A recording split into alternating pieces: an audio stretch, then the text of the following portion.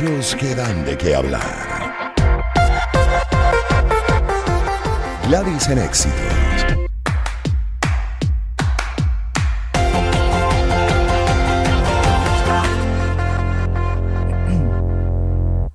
En Hechos que dan de qué hablar, vamos con Andrés Servín, quien es analista internacional, es presidente de la Coordinadora Regional de Investigaciones Económicas y Sociales, antropólogo, autor especializado en América Latina y el Caribe, en Rusia, Eurasia y en Asia-Pacífico, autor del libro Guerra y Transición Global, a revisar justamente el tema de las guerras, además con las que vamos a iniciar el 2024. Son varias las últimas que se han ampliamente reseñado y de las cuales pues buena parte del mundo está muy atento, sobre todo la última de Israel contra el grupo extremista Hamas.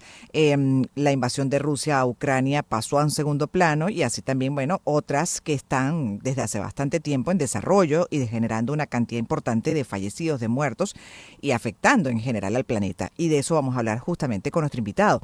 Esos conflictos globales actuales, cuáles son además los efectos colaterales de que cada día pierdan más atención, por ejemplo. Esa es una de las mayores preocupaciones.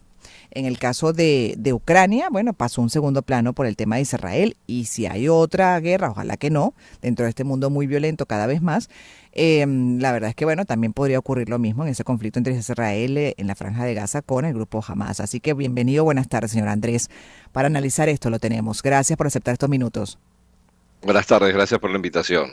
A usted, gracias por estar y para entender un poco, ¿no?, de esta dinámica. De hecho, BBC tiene un artículo muy bueno en el que hace un repaso de la cantidad de guerras que están en desarrollo en el planeta, y algunas de ellas, cuando uno revisa, por ejemplo, esta lista, dice, ¿quién les presta atención? Y están dejando miles de muertos constantemente. Sí, efectivamente, lo que pasa es que estamos en un proceso de transición de lo que es la configuración del sistema internacional, en donde primero el actor hegemónico tradicional Estados Unidos se ve disperso en distintos frentes, en donde tiene que seguir imponiendo un poco su posición, y por otro lado hay toda una serie de actores emergentes que pueden estar cuestionando la posición hegemónica de Estados Unidos, y esto hace que estemos en esta transición de un mundo unipolar a uno multipolar. Pero aquí el eje de la cuestión es que en esta transición, más allá de los actores que emergen con capacidad de enfrentamiento, lo que aparece también es una gran fragmentación del sistema internacional. Y en esta fragmentación justamente es que surgen distintos conflictos en áreas específicas y con impacto regional muy importante, que afortunadamente por ahora no ha llevado a una confrontación mayor, pero que sí amenaza con la posibilidad de una confrontación mayor de carácter global. Entonces, si repasamos todos los conflictos que hay en este momento en curso, lo que estamos viendo es que están focalizados. Evidentemente para Estados Unidos se le hace muy dificultoso poder enfrentar distintos conflictos a la vez. De hecho, hay dos en los que está involucrado y, como usted lo ha señalado, ha disminuido la tensión con respecto a la guerra en Ucrania, a favor de lo que está pasando en el conflicto entre el gobierno de Israel y Hamas, pero también hay otros focos de posible tensión que pueden derivar en conflictos, aparte de los que hay, de los múltiples que señala la BBC de mayor o menor envergadura. Hay dos focos más importantes en donde justamente la tensión en función de estos movimientos tectónicos del sistema internacional entre los grandes actores puede incrementarse. Uno de ellos, desde luego, es alrededor de Taiwán y lo que es el sudeste asiático, y ahí hay un gran foco de potencial conflicto que no sabemos cómo va a derivar. Y el otro es uno que está surgiendo aquí mismo, alrededor nuestro, en el caso de la tensión entre Venezuela y Guyana en torno al Esequibo. Sí, exacto, pero ¿hasta qué punto puede mantenerse activo, ¿no?, Estados Unidos, como bien dice usted, en tantos frentes? Y por otro lado el presupuesto, además la propia población y en general la oposición, en este caso los republicanos, a lo que es el gobierno de Biden, están exigiendo más bien de que se deje de mandar dinero a Ucrania. Entonces, bueno, ¿cómo vamos hacia el 2024 en este Bueno, es sentido? muy revelador justamente la visita a esta, creo que es la tercera visita de Zelensky a Washington. Ha demostrado que el apoyo está decreciendo hay cada vez más fuerzas en Estados Unidos mismo que cuestionan ese apoyo financiero y militar que se ha estado dando a Ucrania, y en ese contexto hay grandes interrogantes sobre cómo va a seguir esto, porque Ucrania, si no tiene apoyo militar y financiero externo, difícilmente puede enfrentar a un enemigo como Rusia. Entonces, aquí se abre un impasse que además no sabemos cómo se va a resolver el año próximo con las elecciones en Estados Unidos. Puede venir una nueva Mm. administración que tenga un planteamiento totalmente distinto a lo de Biden, y en vez de seguir apoyando a Ucrania, plantearse sí la búsqueda de algún tipo de armisticio o por lo menos un diálogo hacia la paz entre Rusia y Ucrania. Mm. Y lo mismo sucede con el caso de la Franja de Gaza. En la Franja de Gaza, Estados Unidos, que ha mantenido una posición de apoyo a Israel, a pesar de las críticas retóricas que hace cada tanto por la pérdida de vidas de la población civil, en el caso de la invasión a la Franja de Gaza, Ujú. bueno, sin embargo, ha votado en contra de una resolución para avanzar en algún tipo de diálogo que conduzca a la paz o a un armisticio, un cese al fuego por lo menos, en el marco del Consejo de Seguridad de las Naciones Unidas. Entonces, se hace extremadamente difícil para Estados Unidos multiplicar sus frentes de conflicto y hacerse cargo de todos ellos. En un Mm. momento en donde además hay una situación de inestabilidad política interna, de una tensa situación de polarización política en Exacto. Estados Unidos, que no Ajá. sabemos cómo se va a desarrollar en el próximo año en función de las próximas elecciones. Ya tiene un frente muy importante a lo interno. Así, y el resto Exactamente. de los países que conforman la coalición, digamos, Occidente, también, ¿cuál sería el papel de ellos, por ejemplo? Porque siempre se habla de Estados Unidos, así como, bueno, y por eso tan cuestionado por muchos y que son opositores, pues, al concepto de nación potencia que vigila, controla, ¿no? Y bueno, hasta qué punto el resto puede mantenerse activo Bueno, lo que también. hay que entender que hemos tenido una serie de procesos muy complejos en los últimos 20, 30 años, en donde en primer lugar y fundamentalmente ha habido un desplazamiento del dinamismo económico de lo que es el Atlántico y el Occidente, que es donde estaba concentrado ese dinamismo económico, hacia Asia Pacífico y Eurasia. Y Ujú. eso ha permitido la emergencia de toda una serie de actores que cuestionan las reglas de juego establecidas en el sistema internacional por parte del llamado Occidente colectivo. Ujú. No solamente porque pueden no gustarles, sino que quieren participar en la formulación de esas reglas de juego. Y entonces vemos que surgen distintas alternativas a las concepciones de Occidente, desde los BRICS a distintas instancias, mecanismos financieros que van surgiendo básicamente al calor de las iniciativas chinas también.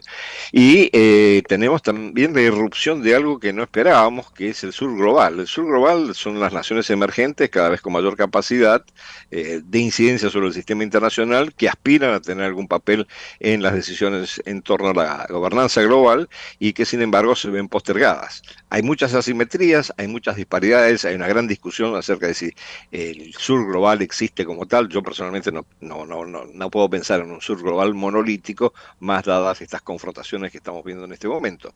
Pero sí podemos afirmar con cierta certeza de que hay toda una serie de nuevos actores en la escena que sí quieren tener una participación en la toma de decisiones. Y esto hace que el mundo se haya convertido de un mundo unipolar, con la presencia de un actor hegemónico, en un mundo multipolar, en donde hay distintos actores con intereses distintos, pero que fundamentalmente promueven sus intereses nacionales. Lo que pasa es que ese sur global también, le pregunto, señor Andrés Servín, analista internacional, presidente de la Coordinadora Regional de Investigaciones Económicas y Sociales, antropólogo, y bueno, justamente autor del libro Guerra y Transición Global, revisando con él los conflictos globales. Ese sur global yo siento que se asocia más, por ejemplo, a uno de los dos lados, ¿no? Dentro de lo que veo más como una polarización del planeta, más que multipolar, lo siento como que está el lado occidente y ese otro lado que incluye además países muy cuestionados en temas de derechos humanos como Irán, por ejemplo, bueno, China, que no se sabe exactamente, cuestionado también por derechos humanos, pero en una dualidad, ¿no? Y sobre todo en estos conflictos como el de Rusia, la invasión a Ucrania y el de Israel manteniéndose al margen. Entonces la pregunta es que hasta qué punto es multipolar o hay una polarización en el planeta y conformándose cada vez más esa polarización. A ver, yo creo que lo que está sucediendo en el sur global es que los principales actores de los dos alineamientos, digamos, por un lado el occidente colectivo, con Estados Unidos a la cabeza, y por otro lado China y Rusia, que actúan en tándem, particularmente Mm. en Eurasia, tratan de alinear a los actores del sur global a su favor.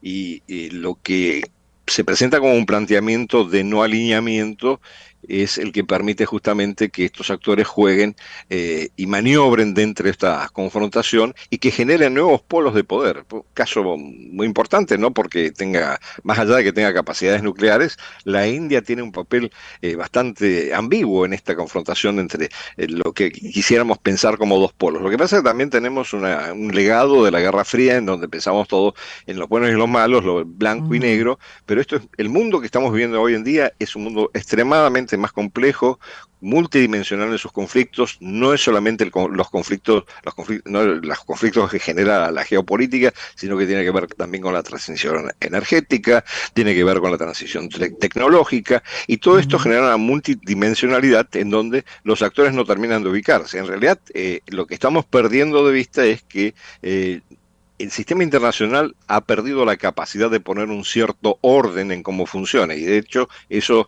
lo demuestra el fracaso de los organismos multilaterales que deberían estar, por ejemplo, actuando muy efectiva y drásticamente para ayudar a avanzar diálogos de paz en los distintos conflictos.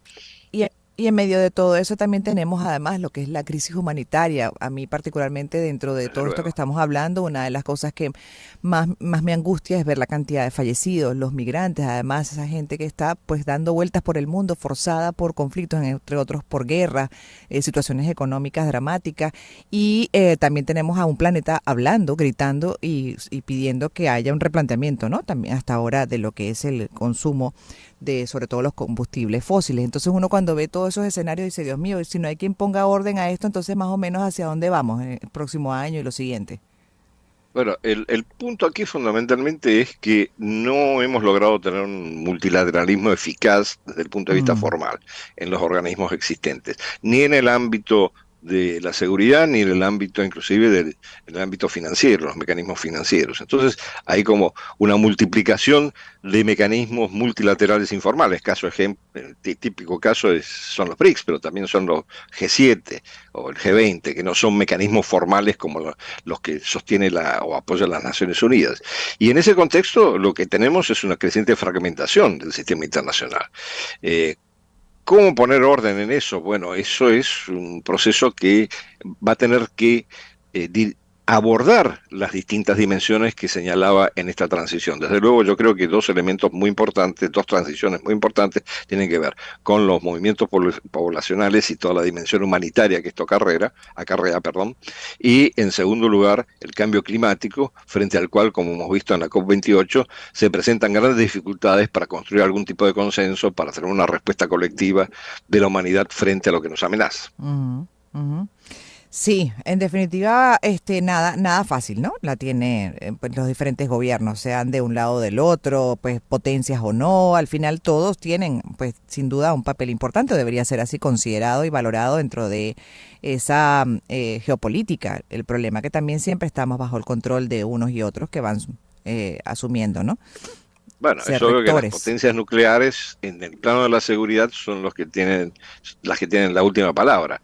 Ahora, Mm, hay también otros actores que están emergiendo con ciertas capacidades y fortalezas, particularmente de carácter económico, que también aspiran a algún tipo de reforma de la gobernanza financiera global, por ujú. ejemplo. Bueno, todo esto configura un cuadro, la palabra complejo no da cuenta de lo que en realidad está pasando, porque todo esto se produce en medio de un acelerado movimiento en distintos ámbitos, multinivel, que no sabemos hacia dónde va a derivar. Lo que sí constituye en este momento una gran amenaza para que la humanidad pueda responder de una manera colectiva frente a todas estas situaciones que se presentan. Y yo Sí. comparto con usted que quizás una de las dimensiones más preocupantes sea la dimensión humanitaria, que no solamente tiene que ver con la migración, sino también con cómo se están conculcando los derechos humanos Ujú. en función de muchos de estos conflictos.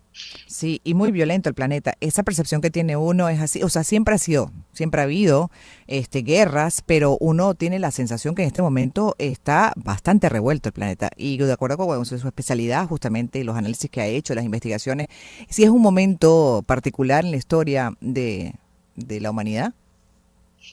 Bueno, aquí la gran pregunta es si estamos viviendo lo que algunos llaman la transición hegemónica, es decir, Mm, Estados Unidos pierde su papel protagónico, hegemónico en el sistema internacional, en una competencia fundamentalmente con China. China tiene también sus dificultades y no sabemos hasta qué punto puede convertirse en un antagonista real con Estados Unidos. De ahí que yo tengo una posición un poco crítica frente a esta visión del mundo en una Guerra Fría 2.0 o algún tipo de conflicto estrictamente bilateral, y creo que tiene muchísimas otras dimensiones. Pero ¿esto qué implica? Que estamos en una especie, como dice un colega mío muy acertadamente, retomando a Gramsci, dice, bueno, estamos en una especie de interregno donde lo viejo no termina de morir y lo nuevo no termina de construirse.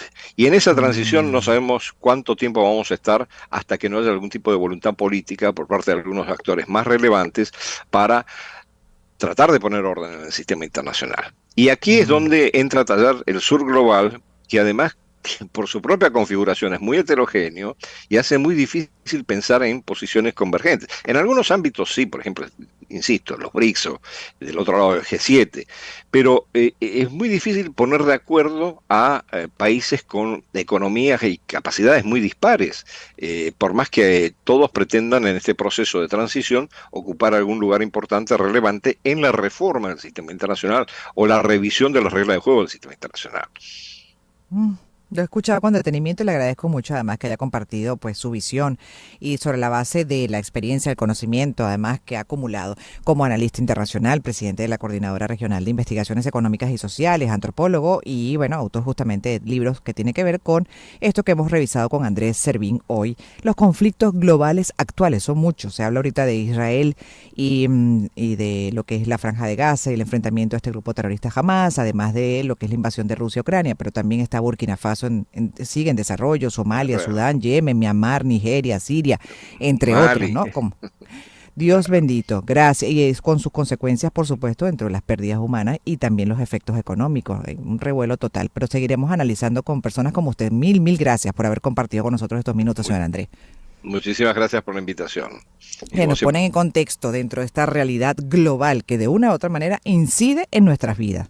Hay personas que se mantienen al margen todo el tema internacional y dicen, no, eso está muy lejos. Muy lejos, pero es relativo porque termina de una u otra manera incidiendo en las realidades de cada uno de los países que pertenecen a este planeta. Son las 3:47.